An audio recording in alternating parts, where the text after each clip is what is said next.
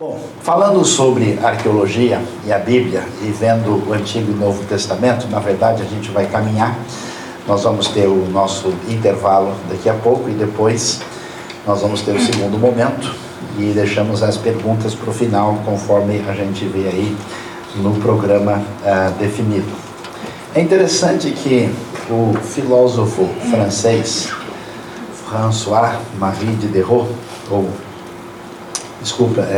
François-Marie Arouet, da época de Diderot, também conhecido como Voltaire, que foi um grande opositor da fé cristã. Voltaire dizia que o cristianismo haveria de acabar e que a Bíblia ia ser alguma coisa assim que ficaria num museu histórico e desapareceria para sempre. Ele chegou a dizer que dentro de 100 anos a Bíblia e o cristianismo seriam varridos da existência e iam ficar aí apenas na história. Na verdade, se a gente perguntar para qualquer pessoa aí na rua hoje quem foi Voltaire, a gente vai responder: não fui eu não tem nada a ver com isso. Ninguém sabe quem foi Voltaire, pouca gente, ele é totalmente irrelevante nos dias de hoje. E depois que ele morreu, a casa dele foi comprada e foi usada por depósito de Bíblia por algum tempo, mostrando que a coisa não foi bem assim como ele imaginava. Por isso, como a gente mencionou, como a arqueologia é recente, na verdade, as pedras estão clamando hoje em dia, no sentido de nos permitir ter uma realidade nítida daquilo que é o testemunho histórico e, de certa forma, até mesmo apologético daquilo que a Escritura nos apresenta. Então, vamos começar vendo algumas coisas interessantes. No norte de Israel, em uma localidade chamada de Tel Dan, existe aquilo que foi encontrado chamado Porta de Abraão, ou Porta Cananita. Porta de uma cidade, porque as cidades antigas elas eram muradas, fechadas para proteger, era o condomínio fechado dos tempos antigos, não mudou muita coisa. E elas eram fechadas e tinham ali uma espécie de controle de entrada, especialmente à noite, ou numa época em que tivesse uma situação de guerra, né? E essa porta ela é feita de adobe. O interessante é que ela tinha 3 arcos, vocês já vão ver a figura. E esses 3 arcos, vejam só como a gente vai aprendendo, né? Quem é da área de engenharia civil aqui, ou é da área de arquitetura, vai certamente reconhecer o que significa arco romano, né? Quando nós temos a justa posição de pedras que pela força gravitacional se organizam de uma maneira que forma aquele arco conhecido como arco romano. Pois é, nessa Porta de Abraão o arco dito romano já existia. Nada de novo debaixo do sol, né? Ela é da época dos patriarcas, portanto uma porta de cidade de 3.800 anos, e a única desse jeito na terra de Israel. É muito difícil sobreviver a algo assim, porque é muito antigo e de estrutura muito frágil. Quando houve a guerra dos 5 reis contra os 4, que é mencionado na história ali de Abraão, quando ele vai tentar salvar Ló, o texto diz que ele com os homens nascidos da sua casa saem perseguindo o pessoal e chega até Dan. Então a gente sabe que Abraão teve em Dan, e pelas rotas antigas a gente tem certeza que ali era um lugar de chegada de quem vinha da Mesopotâmia, quem vinha da região de onde Abraão e muitos outros que a gente chama de semitas ocidentais vieram. Foi então uma época de imigração desses semitas ocidentais que vinham para a terra de Canaã, que era vista como uma terra muito importante e especial, e uma terra de fertilidade numa posição estratégica muito importante, porque ali de Canaã você estava perto do Egito, ia para a região da Mesopotâmia ou subia para onde hoje é a Turquia, que era a antiga terra dos Hititas, que tinha uma famosa capital chamada Boazcoi, hoje e antigamente chamada Hattusha, que era um dos povos muito impressionantes, que tiveram uma civilização enorme nos tempos antigos. Aí você pode ver uma foto de como está a chamada Porta de Abraão. Claro que ela está aí bastante danificada, 3.800 anos, né? São 3.800 anos. Qualquer pessoa que acha que já viveu bastante, está meio velho, estuda arqueologia, se sente muito jovem, né? Amém? Alguns foram abençoados aí, né?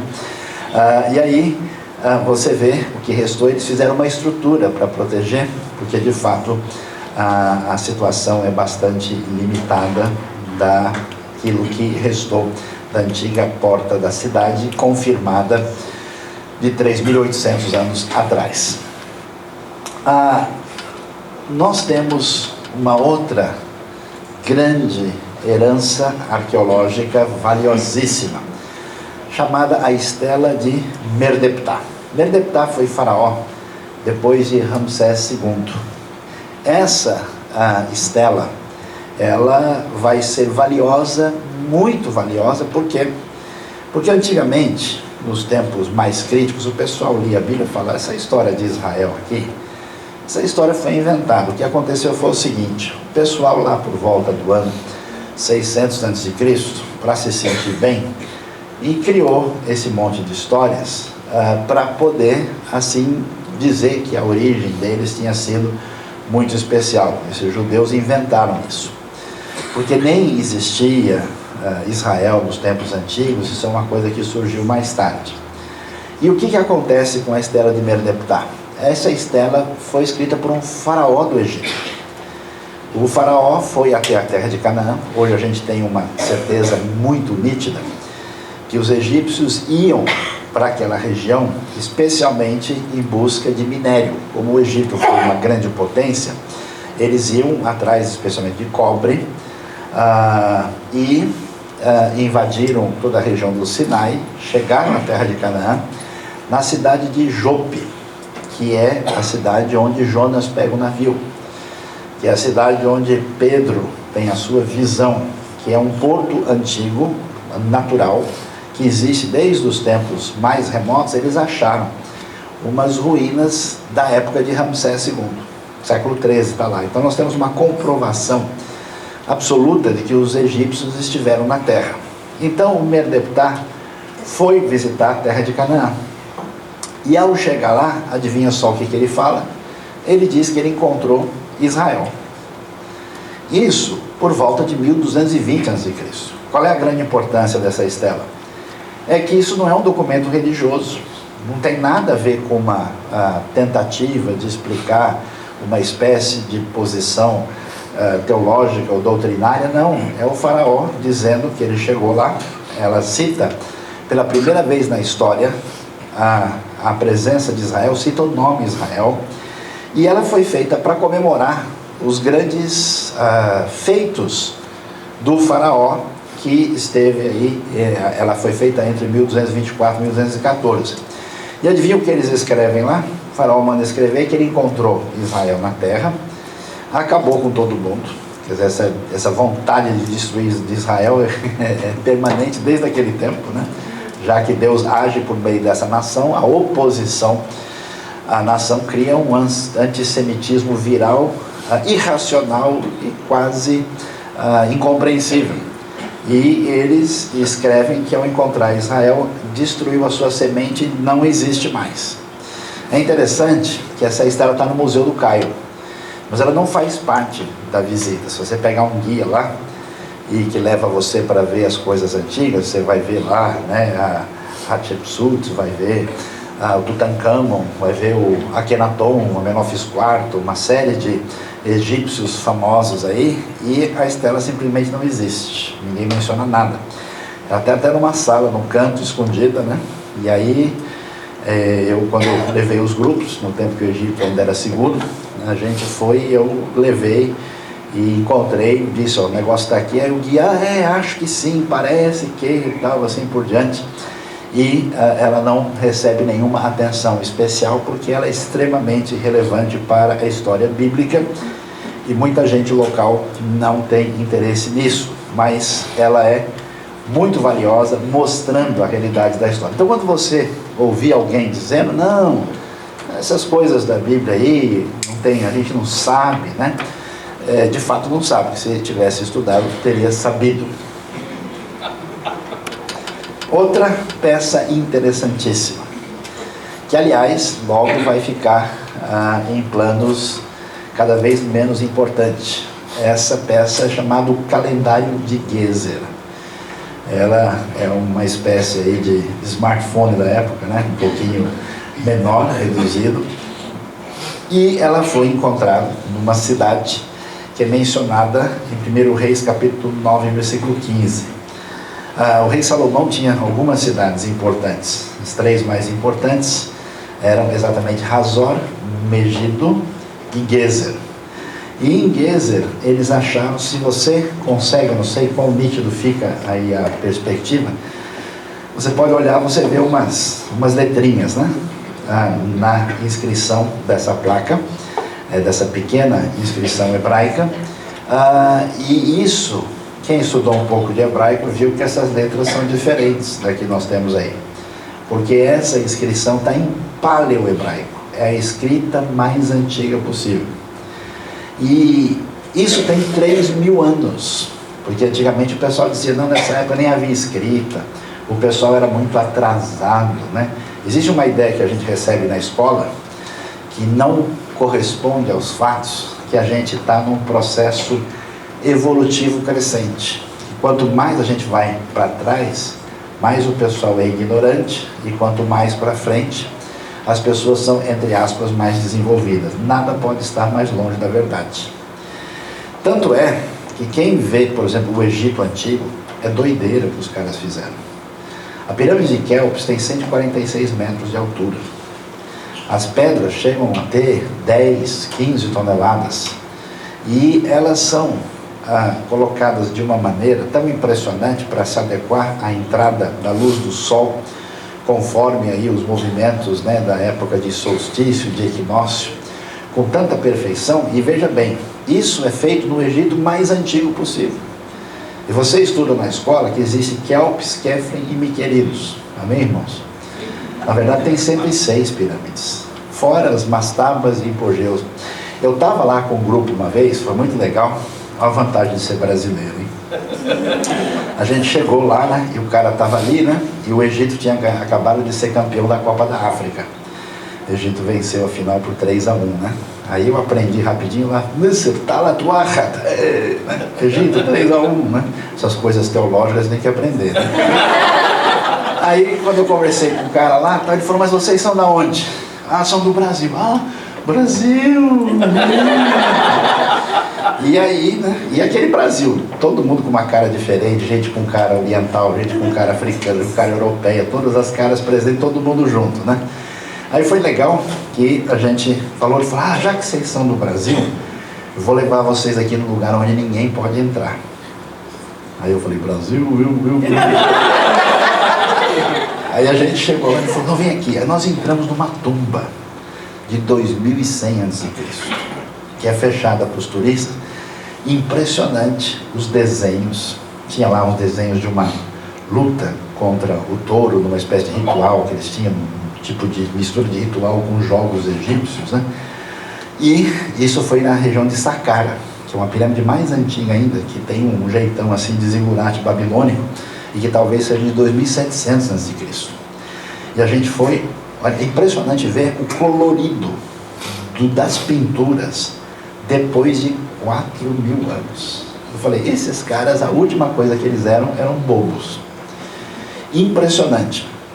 No Museu do Cairo, você vai encontrar umas pecinhas assim, desse tamanho, pequenininhas, feita numa pedra duríssima, que é diorita, mas feita muito bem, lapidada e trabalhada. Para fazer aquilo você precisa de muita tecnologia. Os cortes nas rochas gigantescas.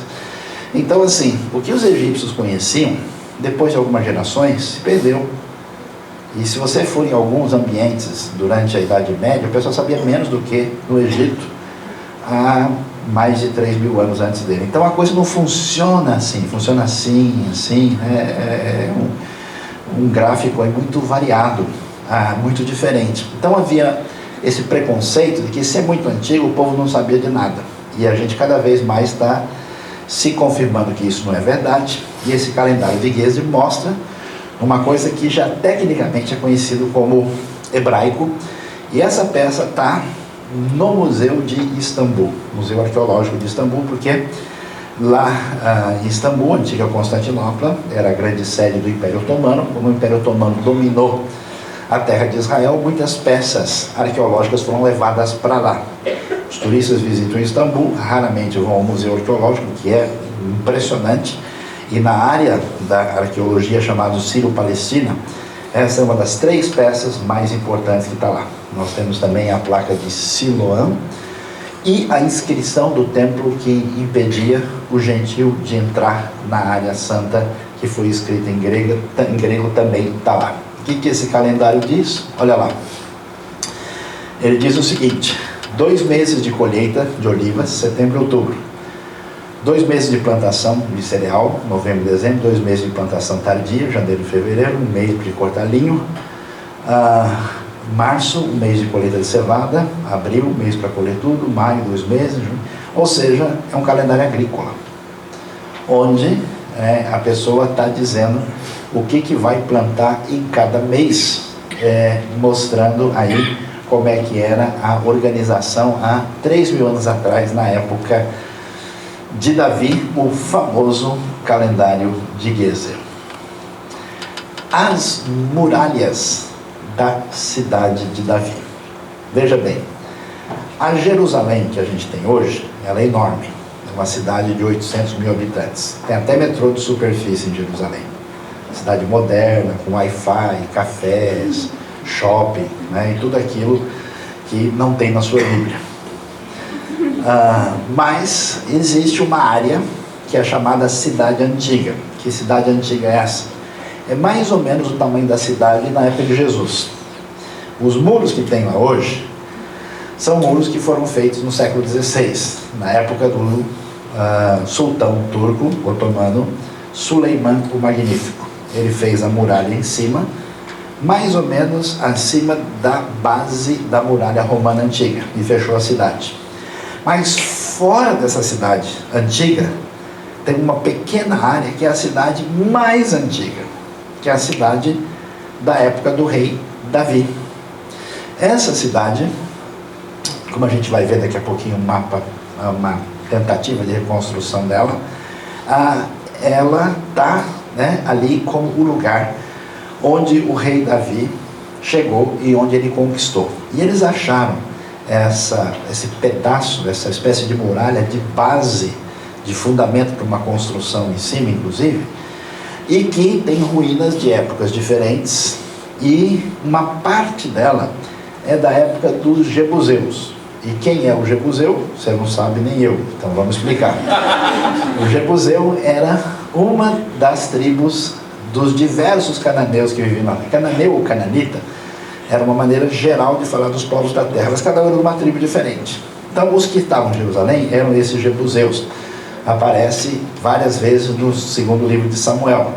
E parte da muralha é da época do cerco babilônico. Dá uma olhada na figura para você ver aí a parte dessa muralha que está na cidade de Davi. Você está vendo aí no meio? Não tem umas 2 colunas segurando uma estrutura? Isso era a casa de um cara. Acharam a informação sobre a casa. O cara que morava aí chamava-se Aiela. E a gente sabe que ele era rico, um sujeito muito bem de vida. Por quê? Tinha banheiro dentro de casa. Nos tempos antigos, ninguém tinha esse luxo. Você está pensando o quê? Você é riquíssimo e não sabia, né? Ninguém tinha esse luxo de usar um banheiro dentro de casa. Inclusive, mais tarde, no mundo greco-romano, o banheiro era público e todo mundo participava junto. Graças a Deus, os costumes mudaram, né? No contexto aí, nós temos essa casa com a confirmação arqueológica de que ela foi queimada. Queimada quando? Quando os babilônios invadiram. Os babilônios invadiram Jerusalém no ano 586, destruíram a cidade, e isso é uma prova arqueológica dessa invasão. O que é interessante, eles acharam aí uma série de pequenos documentos com inscrição. Esses documentos são chamados de selos, com a estampa com o nome de pessoas. E sabe o que é interessante? Vários nomes que foram achados aí, como Gedalias, como Jucal, são nomes que aparecem no livro de Jeremias. Acharam o RG do homem. Acharam a referência específica. E aí você vê a muralha, ela tem épocas diferentes. Uma parte mais embaixo dela é considerada da época mais antiga, da época dos Jebuseus. Antes de Jerusalém se tornar uma cidade israelita.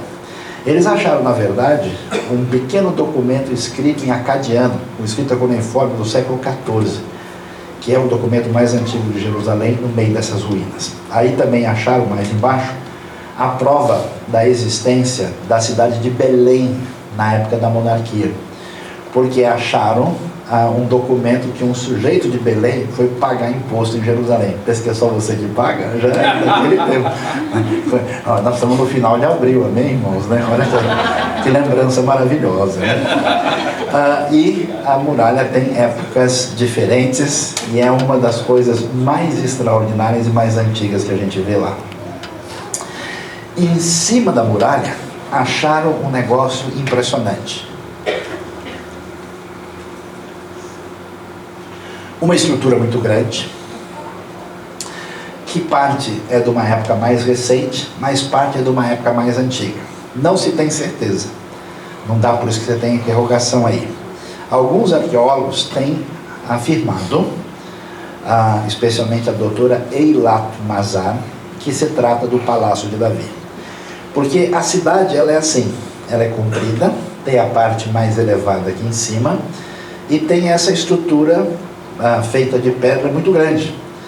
Eu pergunto, o que uma estrutura dessa está fazendo? Parece ser a sede de administração, parece ser um edifício público.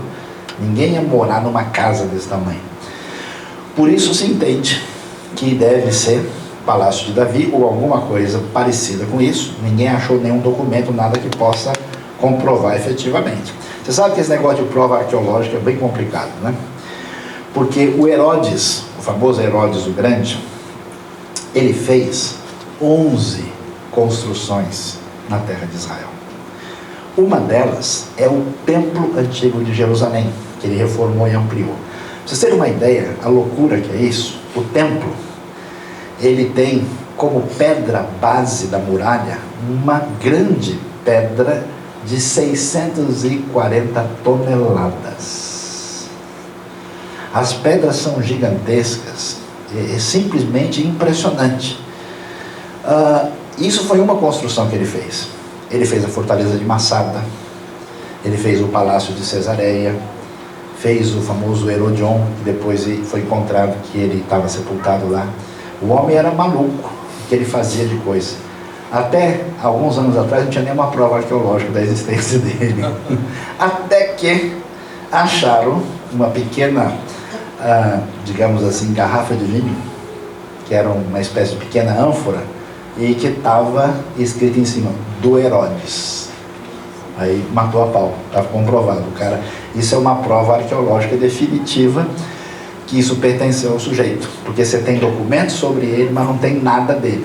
Depois acharam lá o mausoléu, lá onde ele foi enterrado, mas assim, às vezes você tem tudo definido, mas falta o que a gente chama de prova cabal.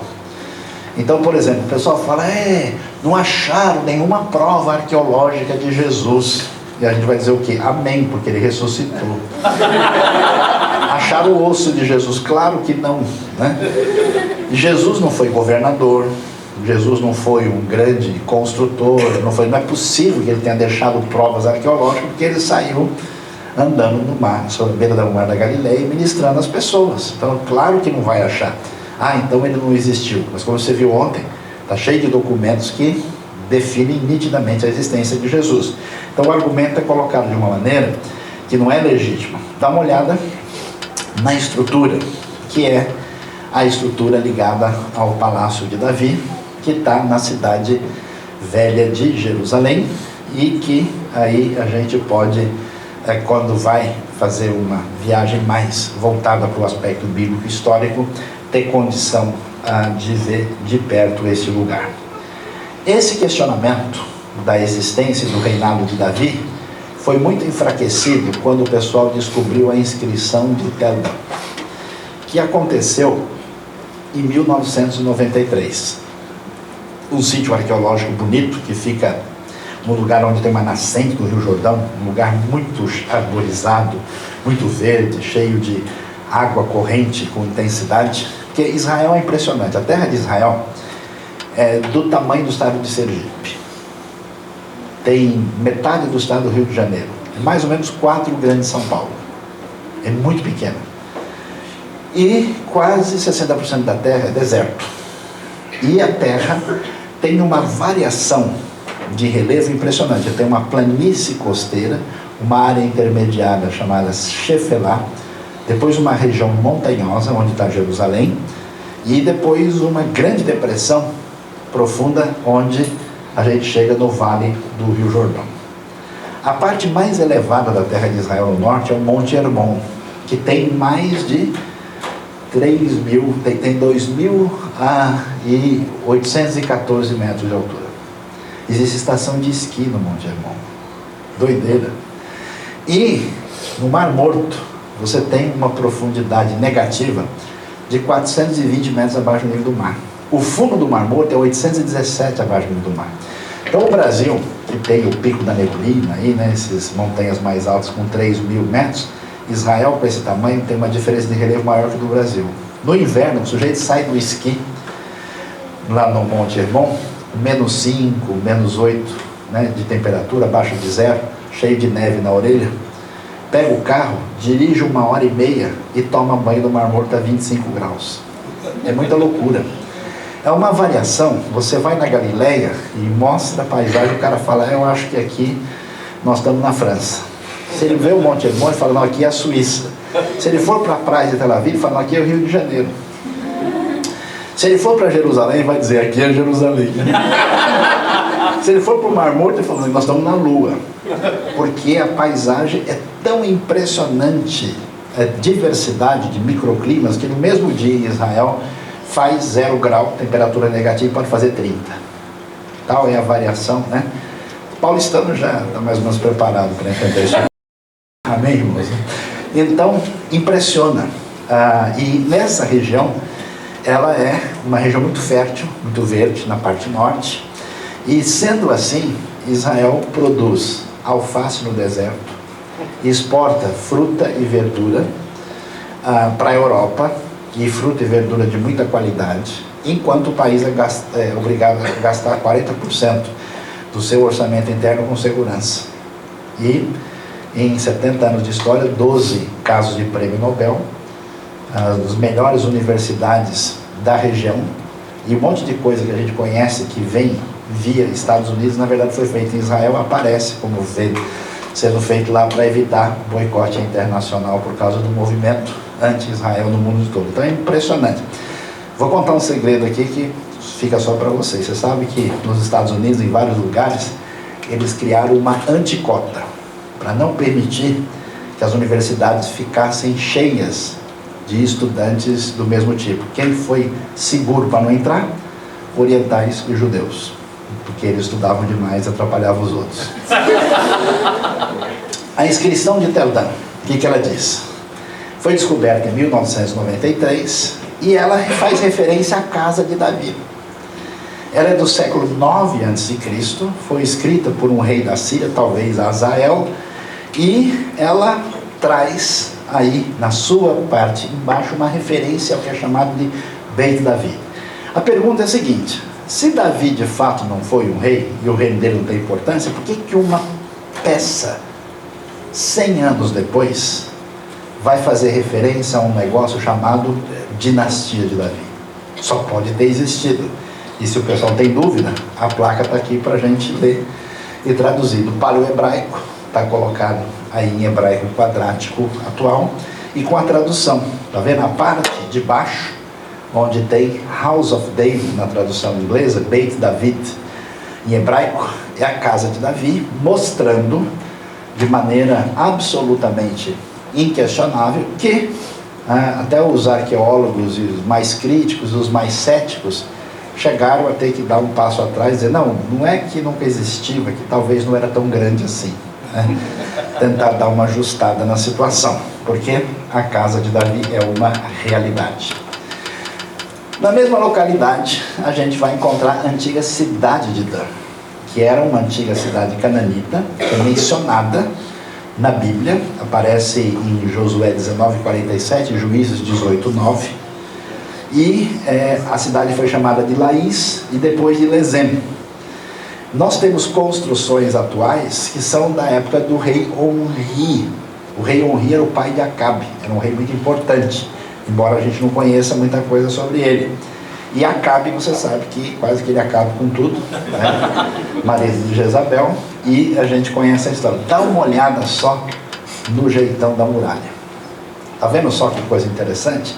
Esse é o tipo de muralha que existe na terra de Israel e que a arqueologia deixou à disposição da gente por volta da época do profeta Elias. A muralha, se a gente puder ver, ela é um pouco inclinada, ela não está inteira, tá? Ela era mais alta, claramente, mas você pode ter uma ideia. Você vê que tem pedras maiores e pedras menores, não tem argamassa, elas são justapostas, levemente inclinada, e ela protegia a cidade.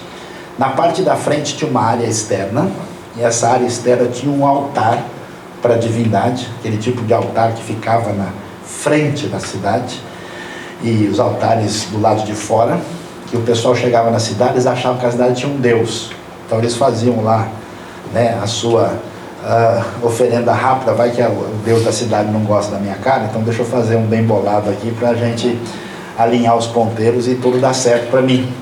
E foi esses altares idólatras que o rei Josias mandou destruir no ano 620, na sua grande reforma. O interessante é que na entrada dessa cidade tem a porta da cidade como lugar onde as pessoas eram julgadas, onde as pessoas eram recebidas. Você lembra quando Ló está em Sodoma e os anjos chegaram? Ló estava onde? Na porta da cidade, porque não tem fórum, não tem exatamente um centro administrativo. Isso é um tempo muito antigo. Então você tem um lugar de entrada que o rei da cidade, quer dizer, um rei de 1000 pessoas. Você fala, havia um rei, né? O pessoal ouve rei, príncipe, já pensa no castelo da Cinderela e assim por diante, viveram felizes para sempre. Na Bíblia a coisa não é bem assim. Esse rei recebia as pessoas e ali aconteciam as coisas normais. Veja, por exemplo, o livro de Ruth, capítulo 4, quando Ruth vai casar com Boaz. Eles estão na porta da cidade e tem 10 pessoas ali que são pais de família, que podem ser testemunhas, e o casamento pode acontecer. E para confirmar o contrato, o sujeito vai lá e tira a sandália. Ainda bem que mudou, né? Do jeito que alguns usam uns tênis perigosos, aí o sujeito tira, acaba o casamento, né? E então é muito interessante a gente ver como isso ajuda a gente a entender direitinho o que aconteceu na época bíblica e visualizar aquilo que realmente existe lá. A estela de Mecha, ou Mesa, depende da tradução. Aí vocês podem ver duas ruínas, uma do lado da outra, né? Aparece a ruína mais antiga, né? Que tem aquilo que está escrito aí, que é uma placa impressionante do ano 830, chamado Pedra Moabita. Os Moabitas eram um povo que viviam do outro lado do Rio Jordão, a terra de Moab, né? Nós tínhamos os Amonitas, os Moabitas e os Edomitas, e a Ruth é da terra de Moab. Por exemplo, você não faz ideia, se você chegar em Jerusalém num dia que não está nublado e dar uma olhadinha para o lado oriental, você enxerga a terra de Moab. Aí você entende porque que a família de Ruth, ou melhor, a família de Noemi, vai encontrar Ruth em Moab. Porque quando eles estão com dificuldades, e a coisa está difícil, eles estão com fome, um belo dia eles sobem na parte mais elevada e olham, nossa, está verdinho do lado de lá, hein? Rapaz, aqui o negócio está feio, a colheita não veio, está difícil, o pãozinho aumentou. Então, eles, como estão a uma distância de uns 50, 60 quilômetros, chega alguém de Moab e o pessoal diz, olha, lá a coisa está tranquila. Então eles resolvem descer para o vale, subir e chegar na terra de Moab para salvar a vida. Aí você entende geograficamente. Eles acharam, o Moabita é um idioma parecido com o hebraico. Escreve inclusive com as mesmas letras nessa época. Essa peça está no Museu de Amman, é uma réplica. A peça original está no Museu do Louvre, em Paris. De vez em quando os museus mais importantes põem uma réplica, e aí a gente vai poder ver o que essa pedra moabita diz. Eu tenho um pequeno resumo aqui. Diz o seguinte: eu, Mesa, ou Mecha, filho do deus Camus, rei de Moabe, o Dibolita, o meu pai reinou sobre Moabe 30 anos e eu reinei depois do meu pai. Fiz este lugar alto para Camus, Carro, que era a divindade deles.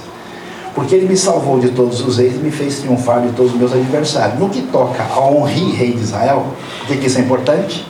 Porque constata que Onri é personagem histórica. Que o cara de Moabe está falando sobre ele. Então não é que a Bíblia inventou o nome de um rei. Está aí. Esse rei de Israel humilhou Moabe durante muito tempo. Porque Camus estava irritado com a sua terra. E o seu filho, que é quem? Acabe, seguiu e disse também: hei de humilhar Moabe. No meu tempo ele o disse, mas eu triunfei sobre ele e a sua casa, enquanto Israel tinha perecido para sempre. Não tem jeito, toda hora eles falam que Israel perece para sempre. Onri tinha ocupado a terra de Madaba e Israel. Madaba é citado na Bíblia. Madaba está lá na Jordânia até hoje para ser visitado.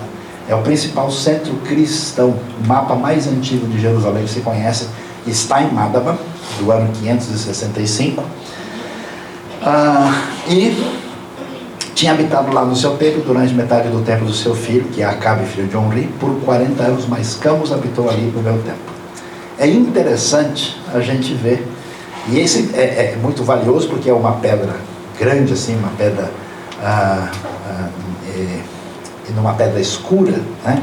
E muito bem preservada, então dá para você ler, uma pedra basáltica, né? Que dá para a gente poder ler. Aí a gente pode ter uma ideia do que acontece, né? A arqueologia, com essas informações, a gente consegue estudar e entender muito da época do reino de Judá.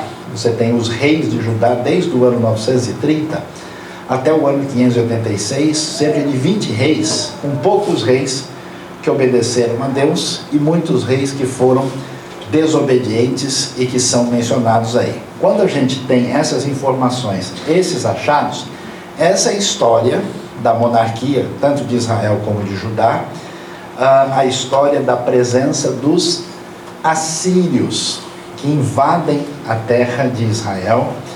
O reino do norte existiu do ano 930 até 722, e o reino do sul foi até 586, e a gente ouve nessa história o seguinte: quando os assírios tentaram conquistar a terra ali, eles entraram, destruíram Samaria e conquistaram a capital do reino do norte. Até hoje existe no mundo os chamados samaritanos, que era uma mistura de israelitas com outros povos que criou um povo paralelo que existe. Eles estão hoje na cidade de Nablus.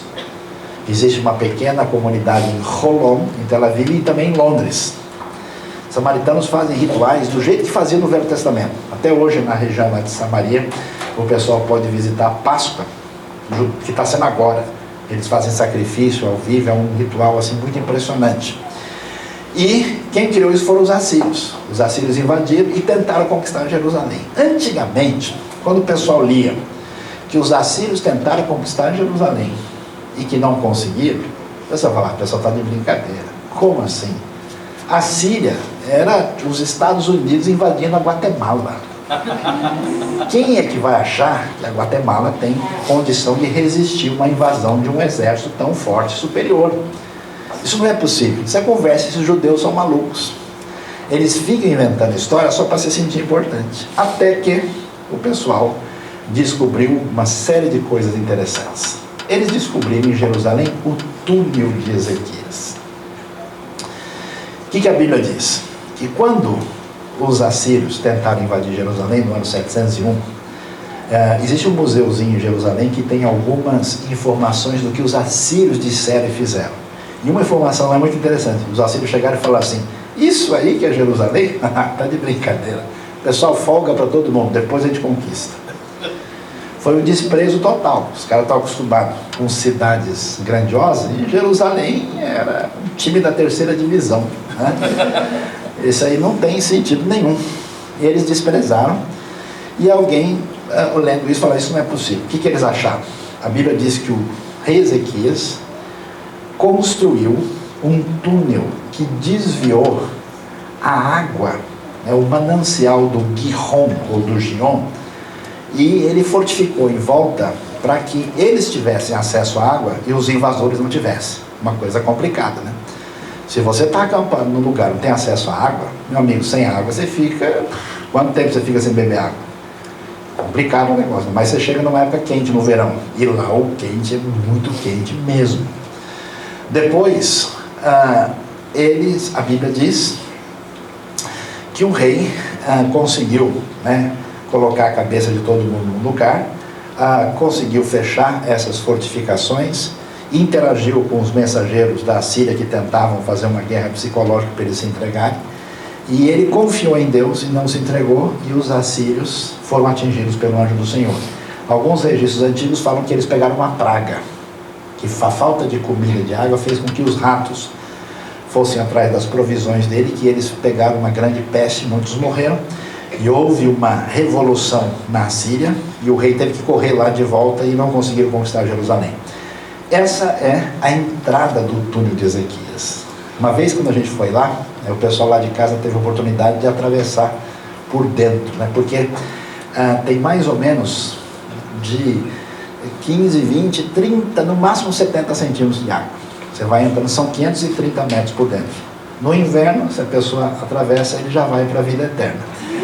Mas no verão, né, a experiência é muito interessante.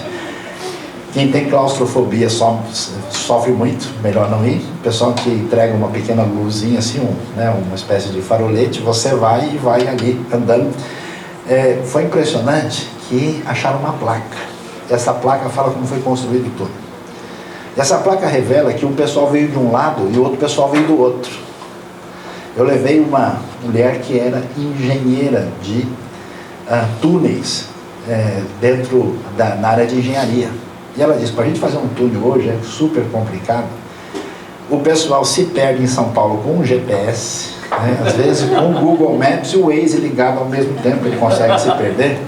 Como é que o pessoal naquele tempo, há 2.700 anos atrás, conseguiu cavar de um lado? E você, quando está dentro do túnel, você vê direitinho as marcas das ferramentas nessa direção e as marcas da ferramenta na outra direção, no lugar onde o pessoal se encontra.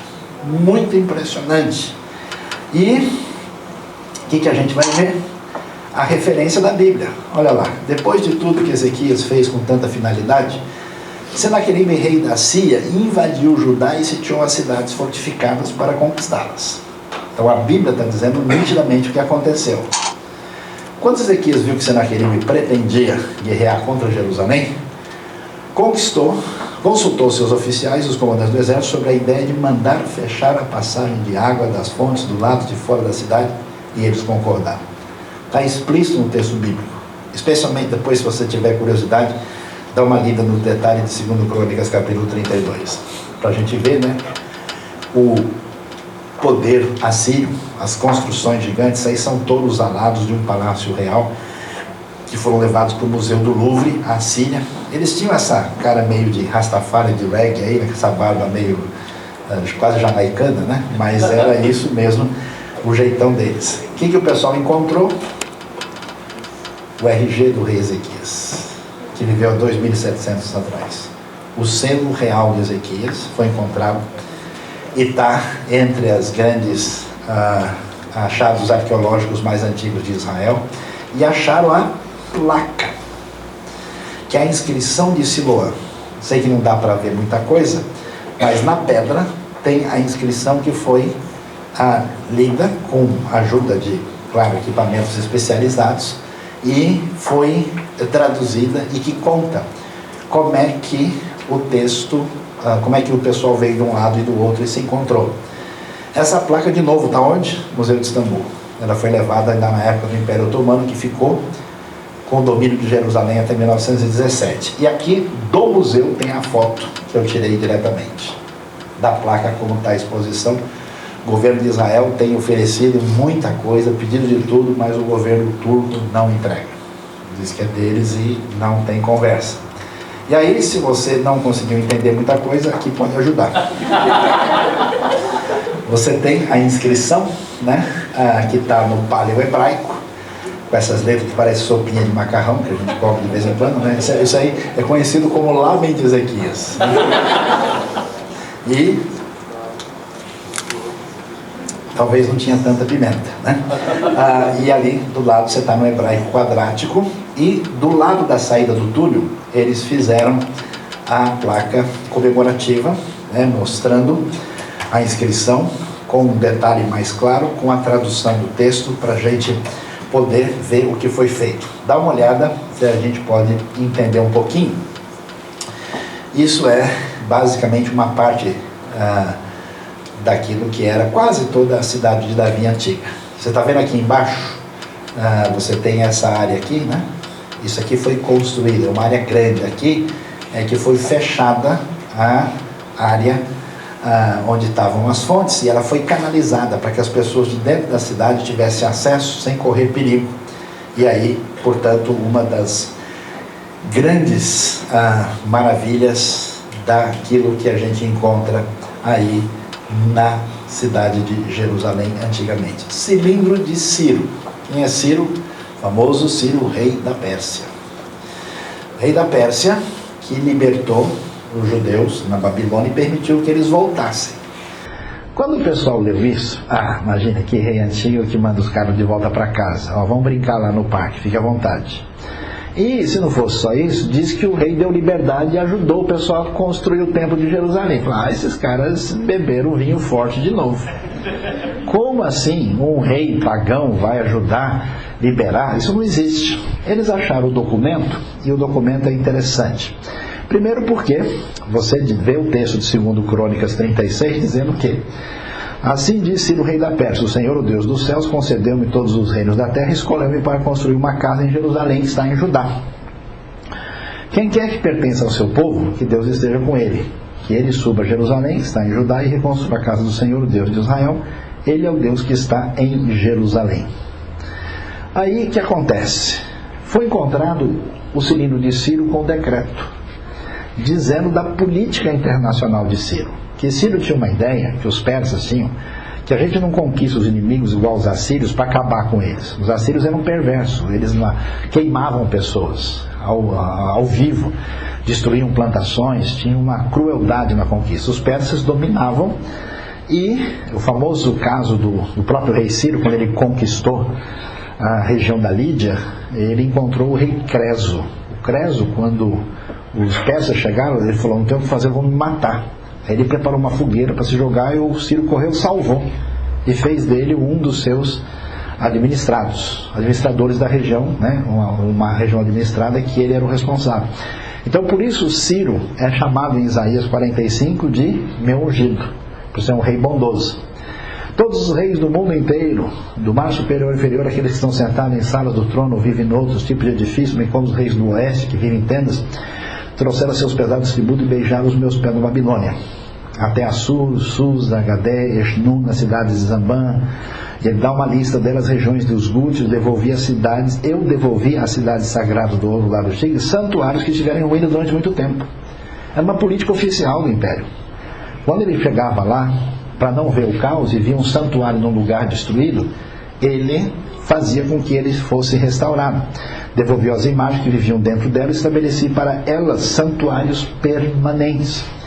Reuni igualmente todos os seus habitantes, devolvidos às suas habitações. Além disso, por ordem de Marduk, o grande senhor, restabeleci todos os deuses da Suméria e Acade, que Nabonido tinha trazido para a Babilônia, para a irritação do Senhor dos deuses, intactos nas suas capelas, os lugares que os tornam felizes.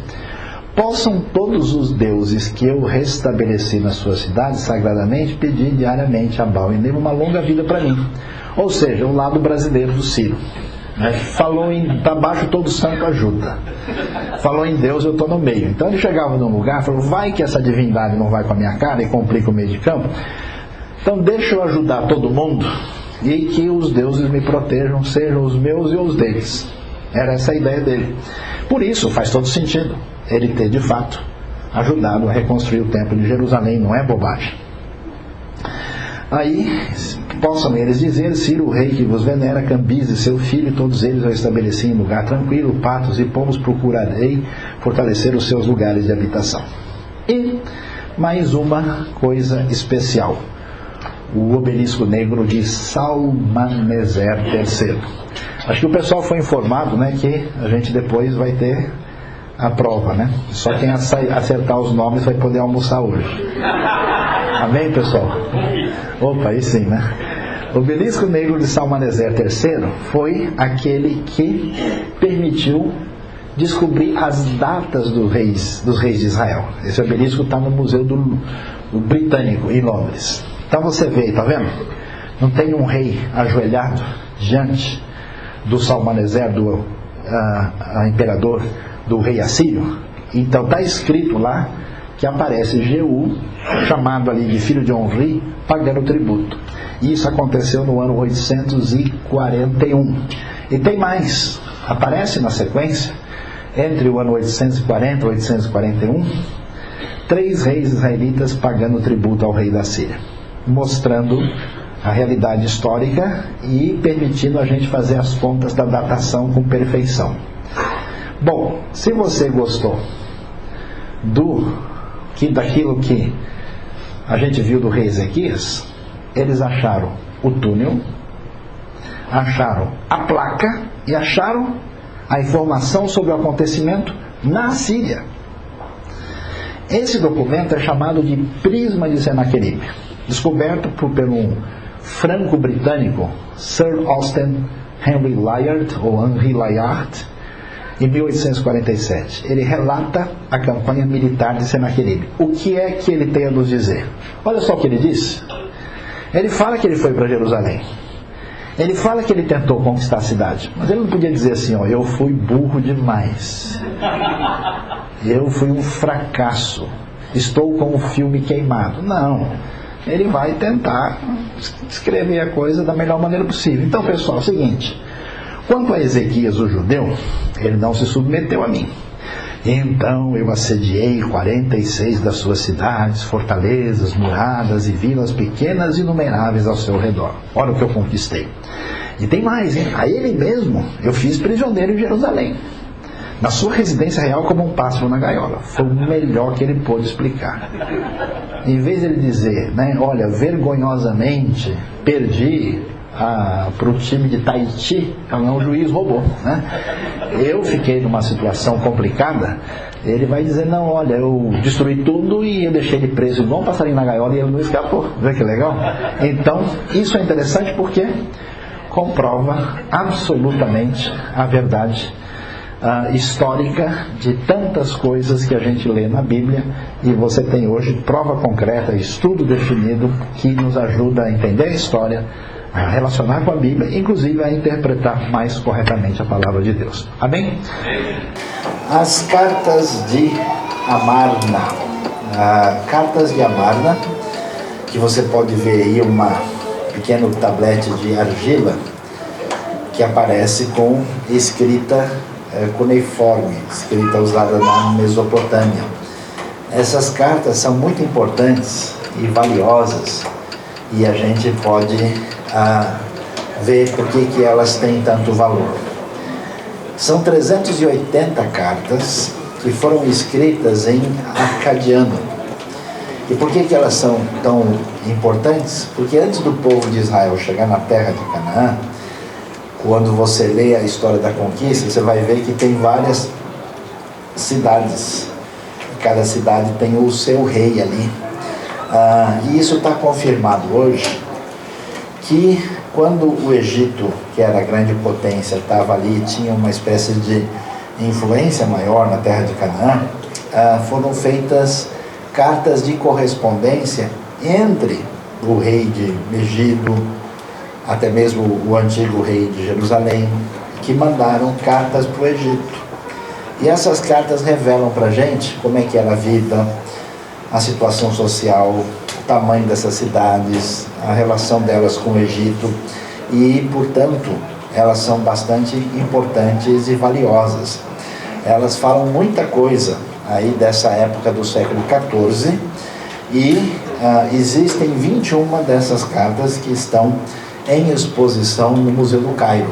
Elas estão divididas, repartidas, estão em vários lugares, mas elas são muito valiosas para a gente entender aquilo que se confirma na terra de Canaã, né? Quando o povo chega, são pequenas cidades relativamente independentes e que estavam muitas vezes debaixo da influência de um poder maior. Cartas de Amarna. Um dos grandes problemas que a gente tem com os documentos do Antigo Testamento. Porque o Novo Testamento é mais recente. O Novo Testamento tem muitos papiros e até mesmo pergaminhos que são próximos, mas Antigo Testamento não. Antigo Testamento, a gente vai ver hoje na nossa última palestra sobre os manuscritos do Mar Morto, por que eles são tão importantes. O texto da Bíblia que a gente tem, historicamente tem sido traduzido de um manuscrito importante que é da época da Idade Média, mais ou menos entre ano 930 e anos 1000. Tem dois textos importantes, um chama Códice de São Petersburgo e o outro chama-se Códice de Alepo, que são as duas referências principais. Era chamado texto massorético, escrito em hebraico, e um pequeno trecho em aramaico. Então, quando alguém dizia assim, olha, realmente a Bíblia é um livro que o original está muito distante, no caso do Antigo Testamento era verdade, até que os manuscritos do Mar Morto foram descobertos e eles foram muito impressionantes e importantes para isso. Então, o que acontece? Alguns manuscritos antigos do Velho Testamento foram achados, e um dos mais importantes é esse chamado papiro Nesh. Na verdade, a gente encontra vários pedaços de cerâmica com inscrição, que são chamados de ostracon, uma ostraca. Tem alguns pedaços com alguns textos interessantes que, vamos dizer, refletem um pouco a época bíblica antiga, porque a ostraca, sendo um pedaço de uma cerâmica, ela não quebra, né? E acharam um pequeno texto, bem pequenininho mesmo, que foi achado numa localidade chamada Ketef Rinon. Era um pedacinho de prata que estava enrolado num enfeite, tipo de um colar assim, e lá dentro eles abriram e encontraram, sabe o quê? De cerca de século 6 a.C., o texto da bênção sacerdotal. O Senhor te abençoe e te guarde, o Senhor faça resplandecer sobre ti o teu rosto e te dê a paz. Texto de número 6, e que é uma coisa muito importante. Dos manuscritos mais antigos do Velho Testamento, um destaque é o papiro Nesh. Esse papiro foi adquirido no Egito. O Egito é um lugar muito desértico e seco, e é o lugar originário dos papiros, então os papiros lá resistem mais. Os poucos papiros mais antigos achados são do Egito. Foi adquirido pelo Walter Nash e composto por 4 fragmentos que tem 24 linhas, onde aparece aí uma parte dos 10 mandamentos e alguns versículos de Deuteronômio. Embora ele seja pequeno, né, apenas uma folha, a sua importância é muito especial aí, porque o texto é do século II a.C., e é um dos textos mais antigos que a gente tem da Bíblia. Nós temos nele o texto de Êxodo 20, de 1 a 7, e o texto famoso do Deuteronômio, Shema Israel, Adonai Elohei, Adonai Echad. Ouve, ó Israel, o Senhor nosso Deus, o Senhor é um, o Senhor é único, que é o texto mais importante, digamos assim, para a tradição hebraica até hoje.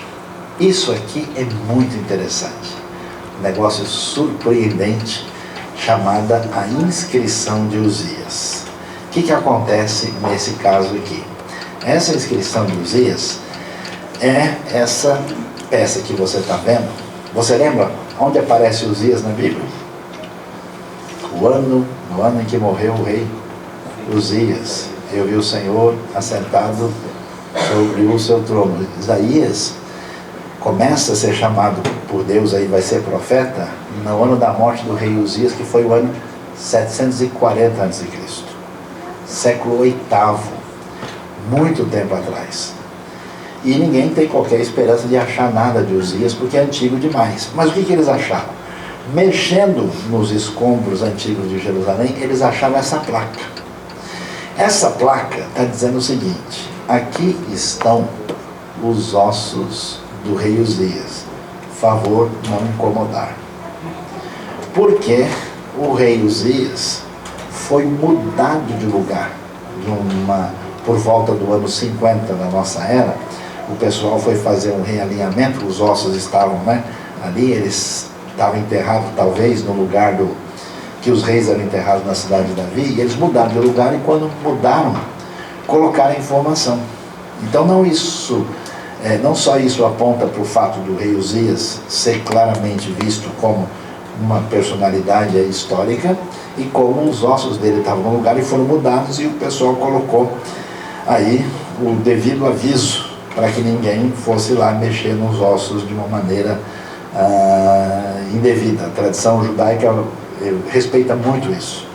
Toda vez que o pessoal está mexendo em algum lugar e acha osso, os rabinos ficam malucos lá e correm lá para ver se eles estão desrespeitando alguma espécie de prescrição de descanso dos mortos, né? Teve uma vez que o pessoal tinha achado alguma coisa lá embaçada, os rabinos desceram de helicóptero para saber o que estava acontecendo. Então é um jeito diferente de pensar para muitas pessoas. Olha que coisa interessante. Se você lê a Bíblia e lê a história de Israel e vai ver como é que Deus orienta o povo, você vai lembrar que tinha o tabernáculo. E o tabernáculo era uma área de 45 metros por 22 metros e meio, com uma tenda no meio. E quem ouve entenda que a tenda tinha 13 metros e meio por 4,5, onde tinha o lugar santo e o lugar santíssimo. No lugar santíssimo estava a Arca da Aliança. A arca que tinha 1,10 m por 70 centímetros, e dentro da arca foi colocado o quê? O maná, a vara de Arão que floresceu e as tábuas dos 10 mandamentos. A área santíssima era 4,5 metros por 4,5 metros, e só entrava lá o sumo sacerdote uma vez por ano, no dia da expiação, que é o Yom Kippur. Tinha o véu que separava, onde estavam os 2 querubins que tinham sido bordados, e na área do lugar santo tinha a mesa dos pães da presença, que eram 12 pães, que a tradição judaica diz que o pessoal colocava lá e não ficava velho nunca, então era constantemente, ficava quentinho e fresquinho. Tá vendo esse gosto sagrado que você tem de pegar pão quentinho? Amém, irmãos? Tinha também o altar do incenso, mais ou menos 45 centímetros por 45 centímetros, com 90 de altura, que ficava junto o lugar, perto da separação entre o lugar santo e o santíssimo. E tinha a menorá. O que é menorá? O candelabro. Você tem que saber o que é menorá para você ir menorando a cada dia, né? Aí você não esquece mais. Então, menorá, né, o candelabro, que tinha mais ou menos uns 35 quilos de ouro, uma peça única. É interessante que em Jerusalém tem uma galera, isso aqui chama atenção, que tem esperança de reconstruir o templo. E você sabe, todos esses utensílios já fizeram tudo, está tudo pronto. Eles têm uma menorá de ouro que está em exposição lá, e eles acham que o terceiro templo vai ser reconstruído, e eles têm tudo já 100% preparado, quer dizer, não tem a arca, né? Falta só a arca e o Messias, mais nada, né? Então, eles têm tudo preparado, e eles acham então que vão fazer isso lá, e está tudo já definido. Do lado de fora do tabernáculo, na área propriamente do pátio externo, fora da tenda da congregação, a tenda que é o Ohel Moed em hebraico, você tinha o altar do holocausto, que era exatamente esse tipo de altar que a gente tem aí.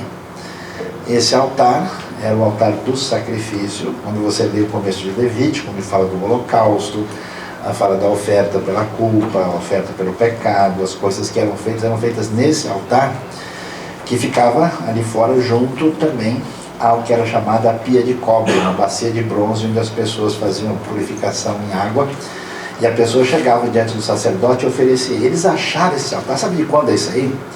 2.700 anos atrás. Acharam isso em Berseba, a famosa cidade onde Abraão esteve, onde você encontra o poço antigo, até hoje tem ruínas extraordinárias.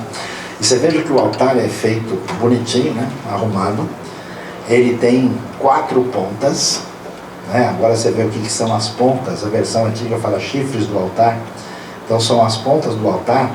E esse altar aí está meio fora da doutrina, porque originalmente o altar não era para ser talhado com ferramentas muito especiais. Ele era para ser feito com pedras não lavradas, porque no pensamento bíblico tem uma coisa muito interessante. Você lembra que Davi queria construir o templo para Deus? Fazer a casa para Deus? E Deus disse: você não vai fazer casa para mim não, eu vou fazer casa para você. Vai ter a casa de Davi. Aí Deus dá a dinastia. E por que Davi não pode construir o templo? Porque as suas mãos estão sujas de sangue. Davi é um rei guerreiro. E na Bíblia, ao contrário do que as pessoas pensam, existe num mundo onde a guerra acontece todo dia, onde a coisa mais normal que existe é cortar a cabeça do outro, onde todo mundo que não guerreia morre e desaparece, porque o conflito é constante. Todo ano, por exemplo, tem uma colheita. Aí a galera do mal chega e vai destruir quem tem a colheita, para o sujeito se apropriar de tudo sem precisar ter trabalhado o ano todo. Esses conflitos. Então tem essa colheita, aparece aí, tá vendo só como a guerra era séria naquele tempo, né? Você viu como é que era o barulho das lanças aí que foram programados pela nossa sonoplastia, né? Aí a coisa era tão séria nesse conflito que tinha um vigia da colheita que ficava, né? Essa ideia da pessoa que está vigiando não é uma figura metafórica, era uma realidade. Então, nesse cenário, o que a Bíblia diz? Vai dizer duas coisas interessantes. Primeiro, que quando vocês forem fazer uma batalha, vocês façam o favor de não pegar nada dos despojos para vocês. Lembra da história do Acã? Pegou a capa babilônica? Havia um negócio que aquilo tinha que ser dedicado ao Senhor como anátema, como herem. Por quê? Porque o que mobiliza a guerra? Interesse econômico. Vontade de pegar o que é do outro. Se não pode pegar, acaba o interesse pela guerra. Então era uma maneira na Bíblia de diminuir aquilo que era comum. Vocês podem até trazer o juízo de Deus sobre o pessoal, mas não façam isso por motivação econômica. Isso está absolutamente proibido. E a segunda coisa é que, ainda que Deus fosse o Senhor dos Exércitos, que deu vitória e sustentação ao seu povo, não era para associar a adoração e o sagrado com violência. Por isso, o templo não podia ter sido feito pelo rei guerreiro, e não podia usar no templo ferro. Não se ouviu barulho de ferro nem martelo, porque o ferro é o instrumento da guerra. Por isso, o altar tinha que ser feito de uma maneira em que ele tinha que ser com pedras brutas, não feitas. Essa época é uma época adiantada em que os instrumentos de ferro já estão comuns, e o pessoal fez um altar mais bonitinho, mais alinhado. Essa aí é da extrema direita, esse altar. Mas ele não está encaixado no que se esperava, e foi encontrado no sul de Israel, e hoje ele está em exposição no Museu Arqueológico de Israel, em Jerusalém. Tem uma cópia lá em Berseba, muito bem feita. Olha aí um selo. Olha que coisa interessante. Esse selo, inclusive dourado, muito bonito, escrito com nós vemos aí o paleo-hebraico, né? Aparece em cima o nome de um homem chamado Sema. E ele é servo do rei Jeroboam, conhecido como Jeroboam, nesse caso Jeroboam II.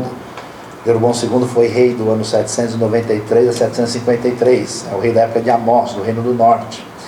Eles acharam o selo do homem, dourado. O triste é que sumiu. Alguém pegou lá e pediu emprestado e desapareceu. O selo está sumido, provavelmente foi roubado, né? E a corrupção existe até no mundo arqueológico, o negócio é complicado, nos tempos antigos. E também tem muita gente que tenta fazer coisa falsa para vender para o turista. De vez em quando eu chego aqui, nossa, veio um cara aqui na frente do hotel e me vendeu uma moeda romana por $5. Eu falei, que o Senhor abençoe, né? Ele fez no quintal, né? Outro dia um rapaz chegou, nossa, um amigo meu foi lá em Israel e comprou maná. Eu falei, como é que é? Não, o sujeito vendeu para ele e confirmou, disse que é maná autêntico mesmo. E segundo ele, o maná continua caindo. Aí eu falei para ele, quem continua caindo é o seu amigo que caiu nessa história, né? Porque não tem sentido. Então tem gente com má intenção que fala qualquer coisa para ver se consegue enganar um turista. Geralmente o pessoal da cidade, né, que não faz parte da comunidade cristã nem da comunidade judaica, que aparece lá com essas grandes ofertas inesperadas. Ele foi descoberto na cidade de Megiddo, e é do século VIII a.C., um selo muito valioso. Outras coisas interessantes, altares israelitas. Aí você vê de novo o altar de Berseba, mas acharam também o altar do incenso. Esse altar que era colocado ali no tabernáculo, que ficava na parte do lugar santo, que é um altar que representa as orações, acharam, né, dentro das medidas que a gente conhece, e também as pás que eram usadas para remover cinzas que foram achadas em Dan. Então essas descobertas confirmam, né, não só a antiguidade. Eu recebi, como eu disse antes de ontem, um artigo detalhado do jornal israelense, falando que eles encontraram coisas que envolvem a escrita antiga ligada ao povo de Israel de 2600 a.C., coisa muito antiga. Eu vou até dar uma olhada com atenção para ver qual é toda a argumentação que foi realmente encontrado. Bom, na verdade eu estou só apresentando para vocês algumas coisas mais importantes e significativas. Existe uma quantidade gigantesca, de ficar a vida toda mais 6 meses aqui.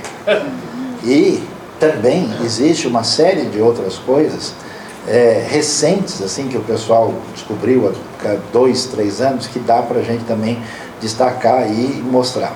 No caso do Novo Testamento, muita coisa valiosa foi encontrada, e algumas merecem alguns destaques especiais. A estela que traz o nome de Pilatos, que foi achada em Cesareia.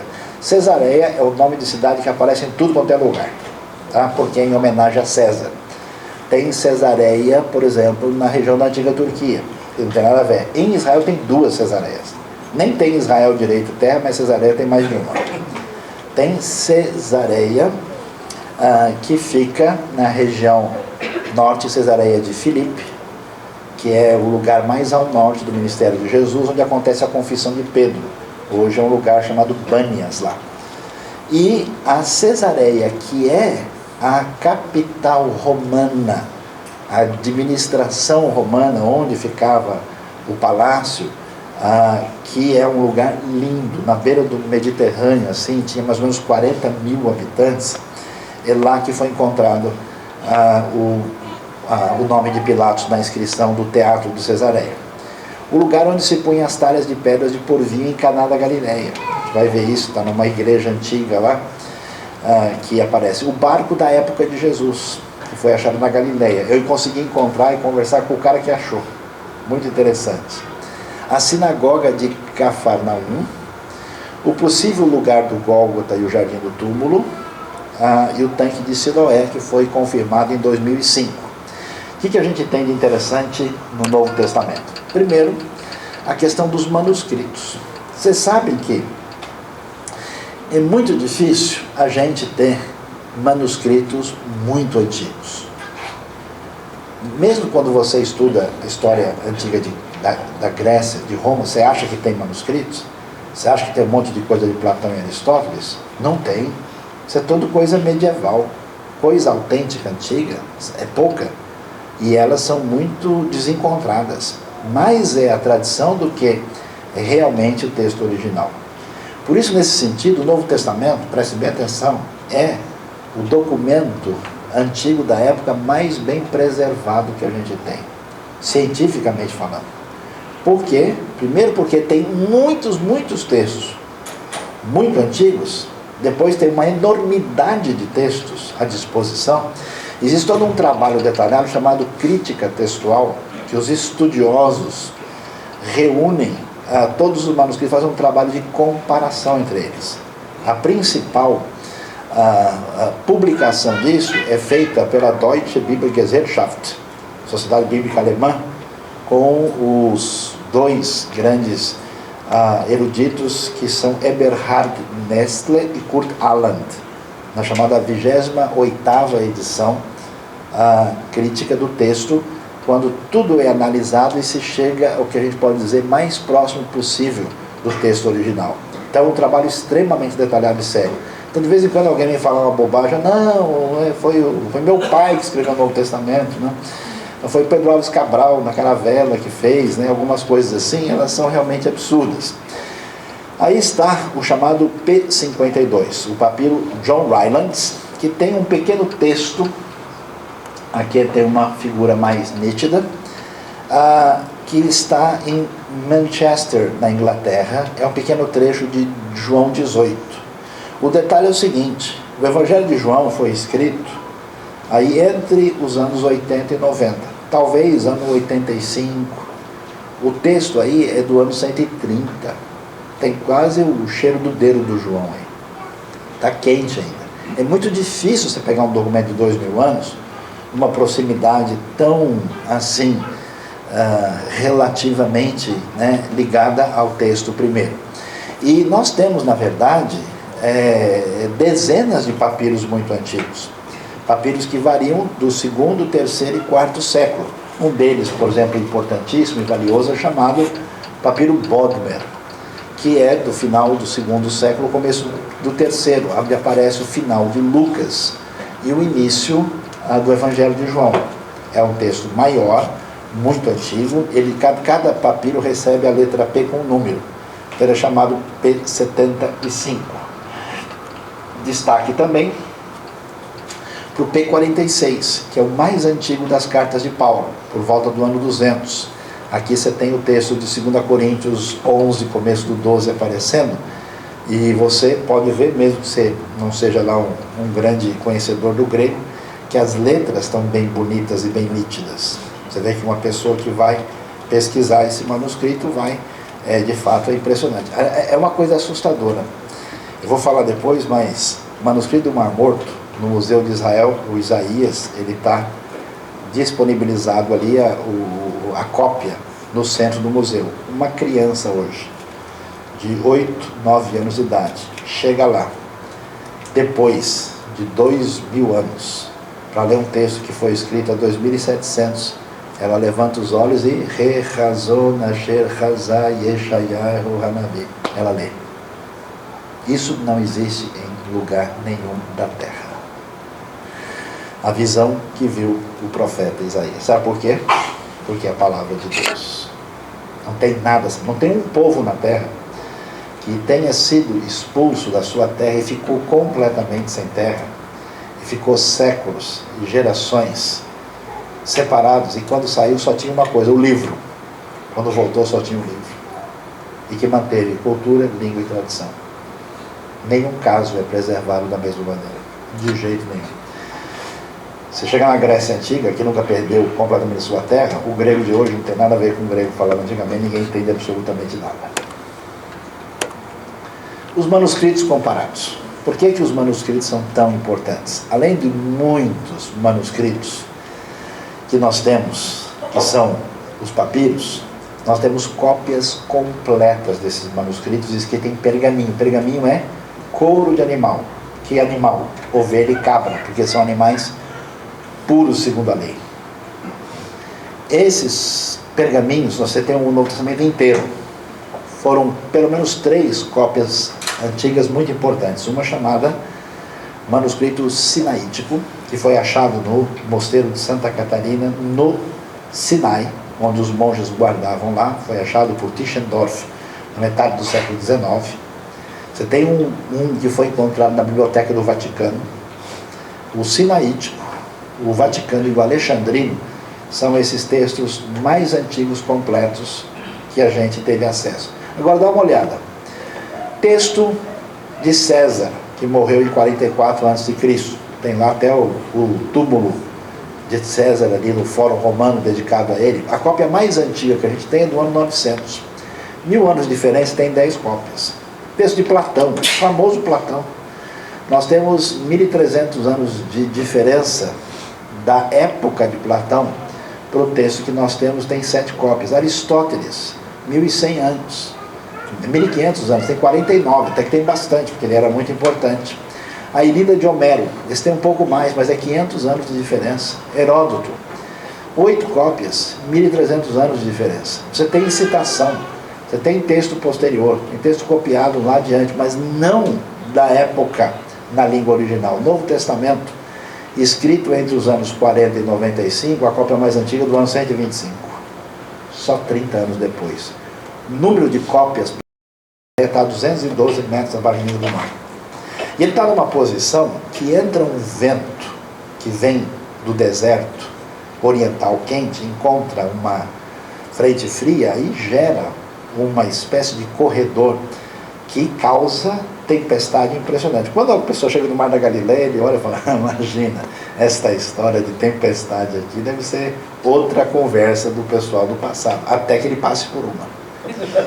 Eu vi o vídeo de um hotel que a gente conhece lá, uma coisa de doido. A água entrando com força, assim, nos lugares, de uma maneira, a gente mesmo, que a gente sempre quando vai e faz o passeio, tivemos que mudar algumas vezes, porque olha, hoje o vento vai chegar, e você vê de fato o mar todo com aquela mudança, e quando o vento é muito forte, você tem uma tempestade impressionante. Tudo que Jesus faz no seu ministério é em torno do Mar da Galileia. Jesus nasce onde? Belém, não do Pará, da Judéia. Pode parar, né? E desse tem um jogador de futebol que falou, estou aqui na cidade que Jesus nasceu, muito bom, né? Estava em Belém. Aí, ele nasce em Belém, na Judéia, mas ele é criado em Nazaré. Nazaré, na verdade, é um distrito que pertence a uma cidade grande maior chamada Séforis, que não aparece no Novo Testamento. Provavelmente José, que era mais do que carpinteiro, era carpinteiro construtor, ele talvez trabalhasse em Séforis. Então ele morava em Mogi. Nazaré e Mogi na época, né? Mais longe, a cidade mais distanciada e menor. E aí, Jesus vai fazer o ministério junto ao Mar da Galileia. A sua cidade de atuação é Cafarnaum. Olha que legal, eles acharam, né, o caminho que levava do Mar da Galileia até Nazaré, que era a trilha antiga. Aquele é o caminho que Jesus seguramente usou, que é chamado o caminho das pombas, que fica do lado do chamado Monte Arbel. O que a gente pode ver lá? Aí mais uma foto bonita do Mar da Galileia e a região de Cafarnaum, onde foi achada essa gigantesca, bonita e especial sinagoga de Cafarnaum. Cafarnaum é a cidade mais importante para a arqueologia do Novo Testamento, porque é a cidade onde Pedro morava. Se você ler o começo de Marcos, você vai entender direitinho todo o caminho de onde é que Jesus sai da sinagoga e vai para a casa de Pedro. Essa sinagoga toda bonita, feita com pedras caras, todas especiais, ela é posterior. Ela é do final do século IV, começo do século V. Cafarnaum é uma cidade de fronteira, prosperou, ganhou muito dinheiro e fez sinagoga chique. Mas embaixo dessa sinagoga tem uma base de pedra escura, pedra basáltica, e não pedra calcária como essa que está aí. Essa base é da sinagoga antiga. Então tudo indica, com muita possibilidade, que a sinagoga onde Jesus ensinou em Cafarnaum é essa no nível inferior. Quando você visita, tem até alguns lugares que você pode ver a distinção e a separação. Do lado da sinagoga, às vezes o pessoal sem noção chega lá, escuta, pastor, me diz uma coisa, qual era a igreja que Jesus ia? Eu falo, a primeira igreja presbiteriana de Jerusalém, sem dúvida. Não, Jesus era judeu. Eu tinha me esquecido, né? Então ele é o Messias de Israel, e depois que a mensagem atinge os gentios, né? Aí a gente tem a cidade de Cafarnaum.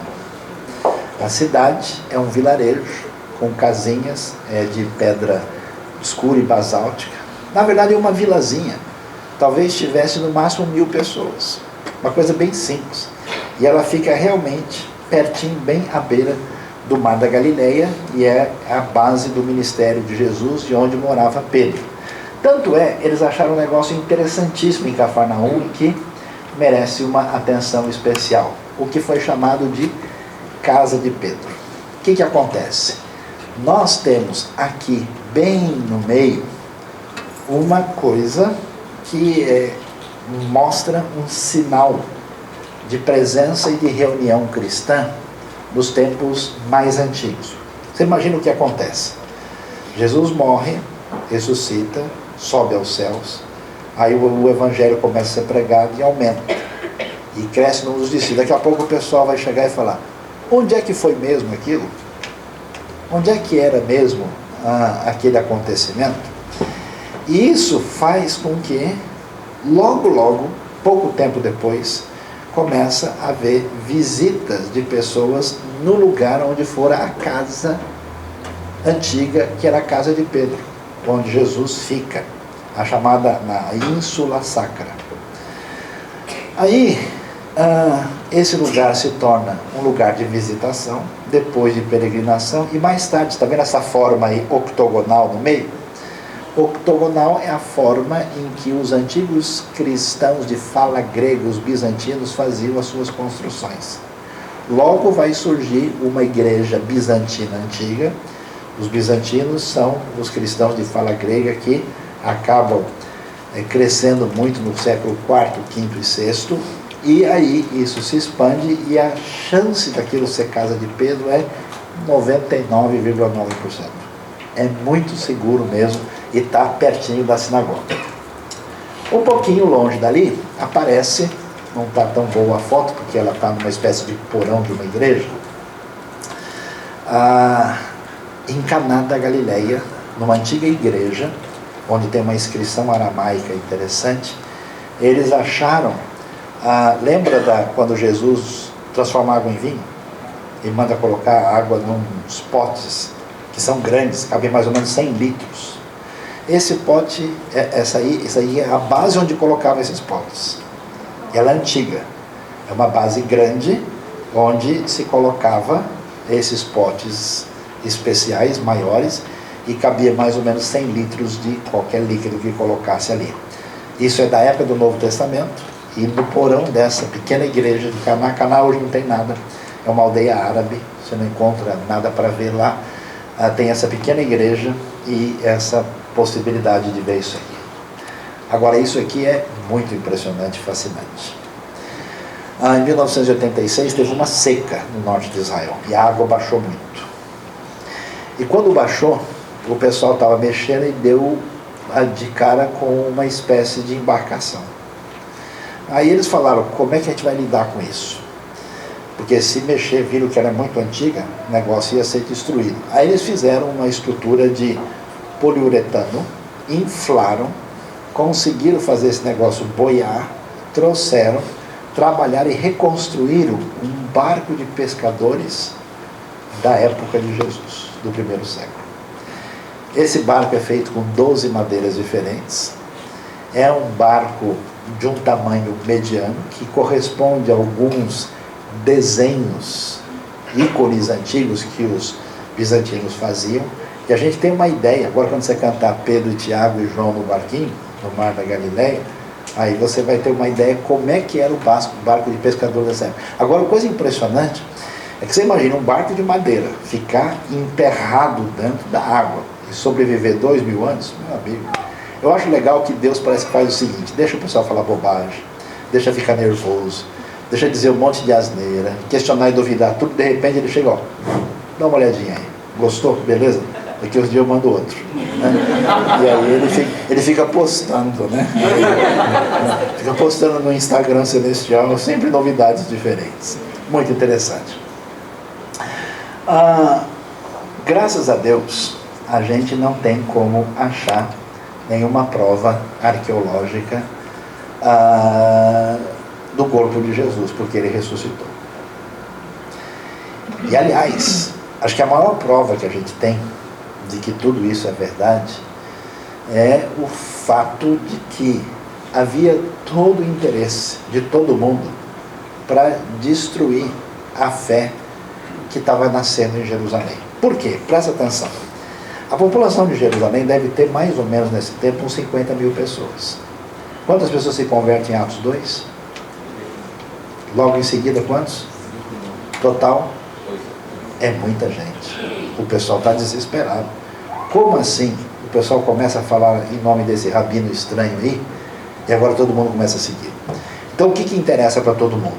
Acabar com esse negócio. E o que esses discípulos estão falando? Esse Jesus ressuscitou. Ressuscitou nada, vamos comprovar que é mentira. Se eles de fato tivessem possibilidade, teriam feito isso. Então, era interesse da liderança religiosa judaica, já que muitos judeus estavam seguindo a Jesus, e para eles resolverem isso, era só chegar, pessoal, tudo bobagem, achamos o corpo, está aqui, ó, e colocar isso em praça pública. Os romanos, muito mais, para eles era necessário, porque os romanos ficavam de olho, qualquer coisa que causasse agitação social. Então, se eles tivessem um movimento tão complicado assim, vamos resolver esse negócio agora. Agora eles não puderam resolver isso. Os discípulos, sei quem era o seguidor de Jesus? Um traiu, o outro negou, e os outros nem para negar não estavam, tinham fugido antes. Por que só Pedro negou? Porque os outros nem perto não estavam. De repente esses discípulos têm uma coragem, têm uma condição de pregar, por quê? Porque eles sabiam que era verdade, eles sabiam que o Senhor tinha ressuscitado. E quando você analisa os documentos do Novo Testamento, eles são espetaculares, porque a gente sabe que não foi maquiado, não foi forjado. Como é que a gente sabe? Quem é a primeira pessoa que vê Jesus ressurreto? Quem é a primeira pessoa a entrar lá e ver? Maria Madalena. Ninguém aceita um testemunho desse. É um mundo judaico, é um mundo de prioridade masculina. Se o documento fosse inventado, o que ele dizia? Então um rabino importante foi e viu. Mas quando ele diz que é uma pessoa da Galileia, ninguém vai dar atenção. Quando diz que é uma mulher, muito menos. De quem tinha saído 7 demônios, pior ainda. E então, por que está escrito isso? Porque é verdade. Ninguém escreveria isso para convencer ninguém, porque não convenceria. Se fosse alguma coisa montada, tinha que ser. Por que os documentos do Novo Testamento são autênticos? Porque um é um pouco diferente do outro. Se a polícia pega 4 caras que aprontaram alguma coisa, chama para conversar, os 4 falam exatamente a mesma frase, que ela se desconfia, os caras combinaram, traz o celular, deixa eu ver aí, deixa eu ver aí o WhatsApp. É claro, por que é diferente? Porque é autêntico, não foi escrito para enrolar ninguém. Então, graças a Deus, nunca foi encontrado, nem vai ser nada do corpo de Jesus. Quando os bizantinos começam, tempo de Helena e Constantino, Helena é a mãe dele, eles tentam localizar os lugares sagrados. E eles acham um lugar chamado Santo Sepulcro, que fica na parte central de Jerusalém, e muita gente visita lá. Mas no século XIX, um inglês achou esse lugar que vocês estão vendo aí. E ao ver isso, ele entendeu, pela descrição, que esse lugar podia ser o Gólgota, o Monte da Caveira, pela maneira como ele aparece. Do lado desse lugar, eles foram ver, acharam uma coisa impressionante. Um jardim, se você ver o texto de João 19, ele vai mostrar um jardim que, conforme a descrição bíblica, onde havia uma cisterna enorme, era propriedade de alguém muito rico, e dentro desse lugar, um sepulcro vazio, em que ninguém fora colocado. E nesse lugar havia uma série de símbolos do cristianismo bizantino antigo, do século V, século VI. E esse lugar, que hoje pertence a uma organização evangélica britânica, é apresentado como a possibilidade real, alternativa, do lugar onde Jesus foi sepultado. Então nós temos esse lugar que é chamado Jardim do Túmulo, é muito bonito, muito impressionante. E também a outra alternativa, a gente não tem certeza arqueológica absoluta, porque ninguém nunca vai achar nada de Jesus, mas é uma suposição muito razoável. Outro lugar interessantíssimo, que está 100% confirmado, desde o final da década aí de 1914 a 18, é o tanque de Betesda, citado em João 5, versículo 2.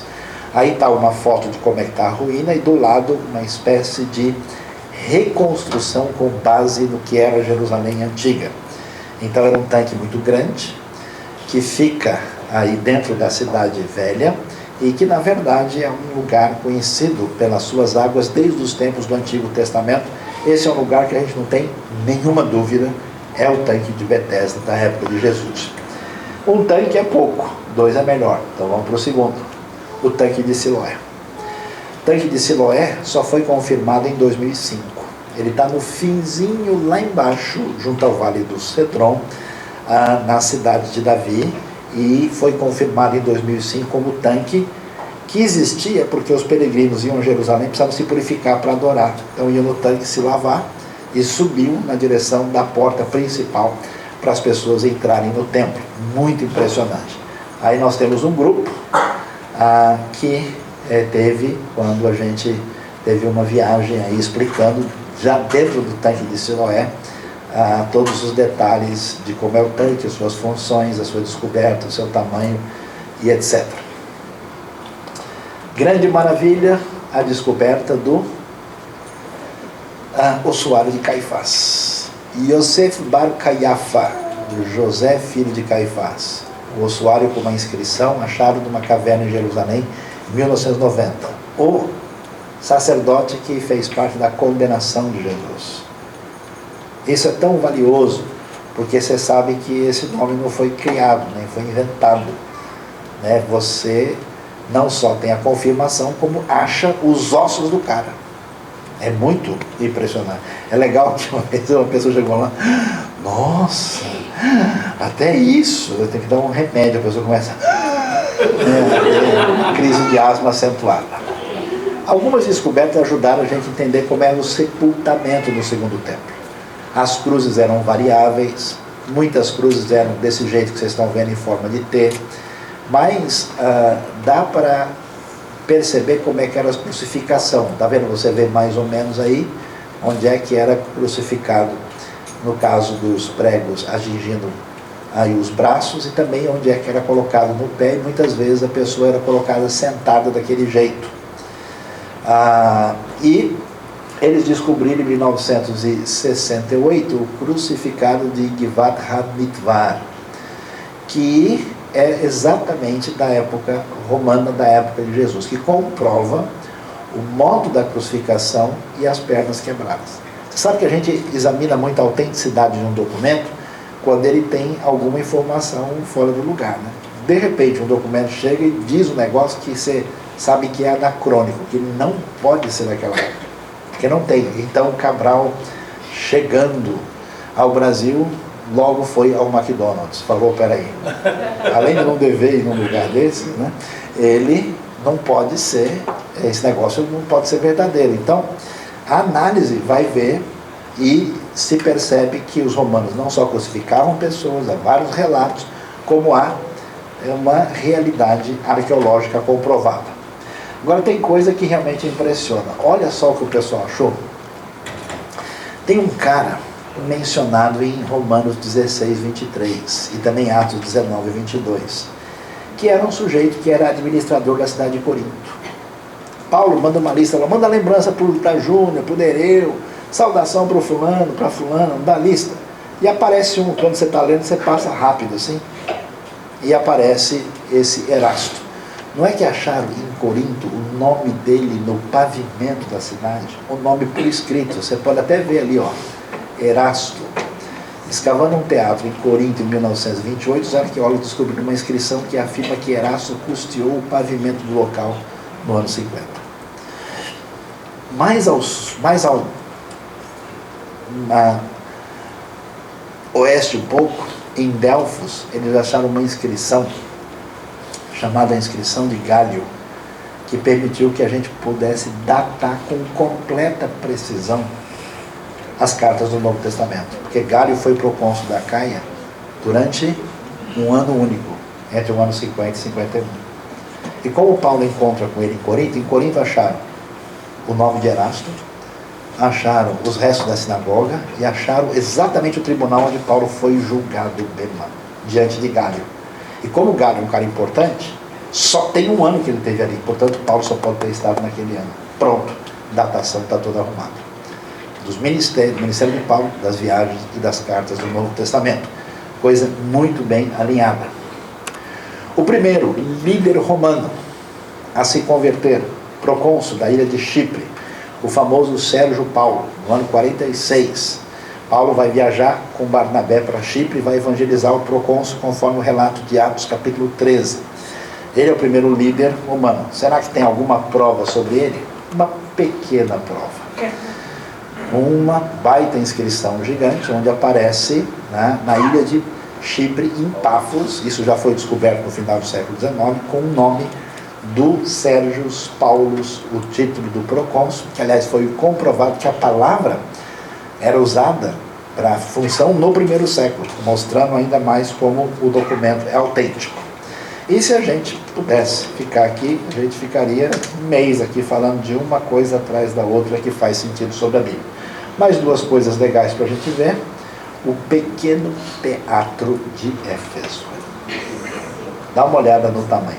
Lembra o teatro que Paulo está querendo ir para lá e o pessoal não deixa em Atos 19, porque o tumulto era feio por causa da Ártemis, a Diana dos Efésios? Você sabe qual é o tamanho do templo dela? 20 colunas, 127 colunas de 20 metros de altura. Sabe o que tem lá hoje? Nada. O templo tem uma coluna montada só, um vazio, um pântano, porque não é grande a Diana dos Efésios. Acabou. Tem um resto do templo dela em Sardes, que a gente vê ainda alguma coisa mais expressiva, mas você não faz ideia o que foi que Paulo enfrentou numa cidade de quase 300 mil habitantes, no centro do culto da deusa, que tinha esse templo gigantesco, com colunas de mármore de 20 metros de altura, 127, 20 metros, dominava toda a economia local. Paulo traz o evangelho, cria problemas, a confusão, e era nesse teatro que Gaio e Aristarco estavam e que o bicho pegou. Teatro com 66 degraus, um dos maiores, cabia 25 mil pessoas. E fechando, só para a gente ver, era a terceira biblioteca mais importante do mundo, estava lá em Éfeso, uma biblioteca enorme, com muitos manuscritos antigos, que faz parte das ruínas da Éfeso antiga, que é o centro do ministério de Paulo no Novo Testamento. Então, diante de nós, várias ruínas, monumentos e diversas coisas tão valiosas que a arqueologia traz para a gente entender a palavra de Deus. Amém? Amém. Quem aprendeu, diga amém. Amém. E quem tem mais firmeza no seu coração sobre a palavra de Deus, diga aleluia. Aleluia. Deus nos abençoe.